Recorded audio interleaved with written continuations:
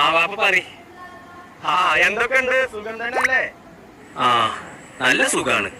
ഞാനേ എന്നോടൊരു സന്തോഷ വാർത്ത പറയാൻ വേണ്ടിട്ട് വിളിച്ചാണ്. എന്റെ അമ്മ പ്രസവിച്ചു.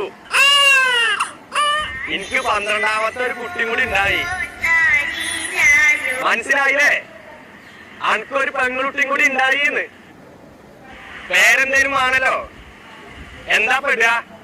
അതിന് നിങ്ങളാ പലതീക്കാൻ തളി.